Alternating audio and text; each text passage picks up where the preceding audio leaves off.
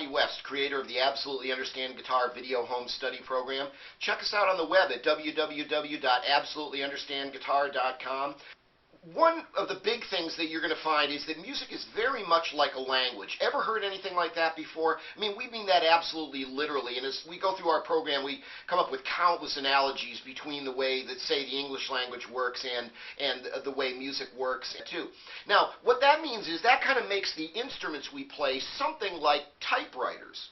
They're really just the machines on which we execute the language. But it's interesting to note that with any language, most of what goes on goes up in your mind. You have to understand how the language works, and that's what we're going to try to get you to understand. Now, before you can really understand any language, you have to understand how its alphabet works. And you know, for example, that the English alphabet has 26 units in it, and we select units out of that alphabet and form them into different patterns. We call those patterns overall, we call them words. There's all different types of words. There's nouns and verbs and adjectives and all. Exactly the same thing's going on in music. You've got your basic alphabet, you select pattern, or you select units out of that alphabet and you form them into different patterns, but we don't call them nouns and verbs and adjectives. We call them things like chords and scales and melodies and harmonies. And but it's really exactly the same. And before you can understand the language, you have to understand the alphabet, and the first thing you have to know about that alphabet is how many basic units it has in it. And there's a lot of misconceptions about that and a lot of misinformation, but we're going to try to get you to see the real thing. And so, how many units are there in the musical alphabet? And before you answer, the good news is it's a lot less than 26. It's a much simpler alphabet than the English language alphabet. But there is one important difference. As you know, in the English alphabet, when you get to the end, when you get to Z, you're done. However, in the musical alphabet, as you probably know, when you get to the end of it, it starts over again, and then it starts over again. So my question is, how many basic units are there in the musical alphabet before they begin to repeat? Now, before I tell you the actual correct answer, let me tell you the most common wrong answers. By far, the most common wrong answer is 8. And I go, wrong. And people go, wrong? What do you mean? Do, re, mi, fa, sol, la, ti, do. 8. Didn't Julie Andrews try to teach us that all the music's made out of those notes right there? Well, there's an element of truth to that, but there's some problems with that too. For example, we started with do, we ended with do. We repeated one of the notes, so 8 can't be the correct answer, which brings us to the second most common wrong answer. People go, well, okay, 7 then. And I go, still wrong. And they go, wrong? What do you mean? A, B, C, D, E, F, G. No one's heard of an H or an I or a J. The musical alphabet seems to end at G. That's 7. What's wrong with that? I go, those are just the white keys on a piano. What about the black keys? And people go, well, those are those sharp and flat things. And I go, yeah. And they go, well, I get the impression that the sharps and flats are like different than the other notes. And I go, well, I know why you think that, because that's kind of the dumb way they try to teach music a lot of the time. But nothing could be further from the truth. The black keys are exactly like the white keys. What you'll notice is, yeah, you got your 7 white keys, A through G. But how many black keys are there on a piano before they begin to repeat? Well, as you probably can see, there's a group of 3, and then there's a group of 2, and then they begin to repeat. So what is the actual answer? How many units are there in the musical alphabet before they begin to repeat? 7 white keys, 5 black keys. The answer is 12. There are 12 notes in the musical alphabet, and people will go on sometimes for decades and not understand that about the language of music. Now let's actually go and check out how these 12 notes actually fall and what they're called. So look at this graphic right here. I realize it's probably going to be a little bit fuzzy, but I think you'll be able to see clear enough to get the general idea. Up at the top here, here's a piano keyboard. Now, you've got your familiar white keys, of course, going across, but then you've also got these black keys, and these are your sharp and flat notes, of course. Notice how they're arrayed. You have a group of 2.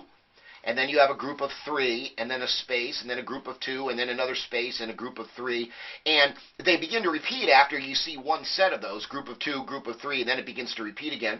Now, you've also got your white keys, of course, and let's start right here. This is the white key that is just to the right of center in the group of 3 black keys. That's A. That's where your musical alphabet begins right there. Notice here's your next A up here. Same thing again. It's up in the next set of 3 just to the right of center. That distance, of course, is called an octave, as we can see down here. Many of you know that already. Here's A. You jump up to the 13th note there, and that's A again, and that distance is called an octave.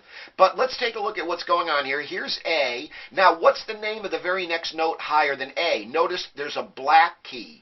that comes up next. This is one of these sharp and flat notes. Because it's a little bit higher than A, we often refer to it as A sharp. Remember, sharp simply means higher in pitch. Sometimes people think these words have big cosmic meanings, but they don't really. They just refer to pitch. They're very old words. I don't believe they're even English words, although certainly we have the words sharp and flat in the English language, but they mean different things to us. You can't equate what you know about the words sharp and flat in the English language with how they mean in the musical language. Sharp, which has a symbol like a pound sign, simply means higher in pitch. Flat, which has a symbol like a lowercase b, simply means lower in pitch. So here we are at A. The black key just above that, sometimes it's more convenient to think of it as the next note higher than A, so we call it A sharp.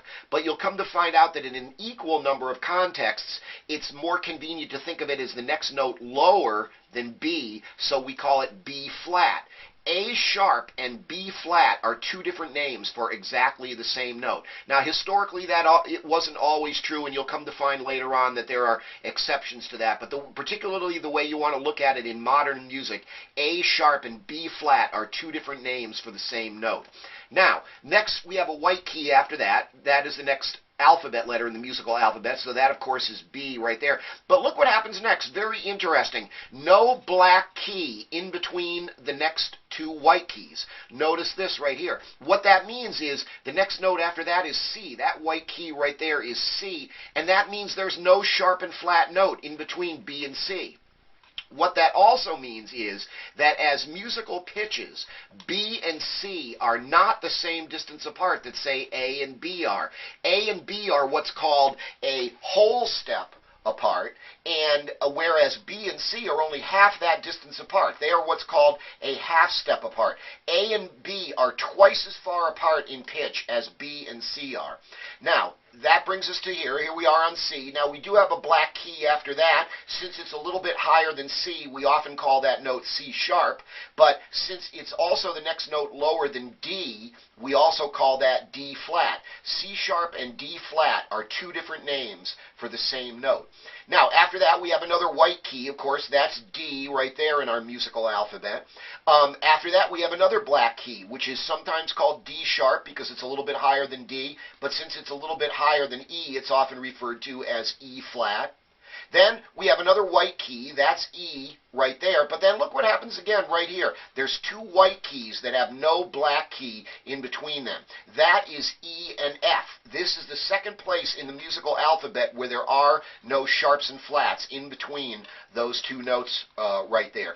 E and F are only a half step apart, whereas most of the other notes in the musical alphabet are a whole step apart. Now, after F, we do, of course, have another black key. Sometimes that's called F sharp because it's a little bit higher than F. Other times, because it's the next note lower than G, we refer to it as G flat. Then, of course, we have another white key, and that's G, and we're getting close to the end of our musical alphabet right now.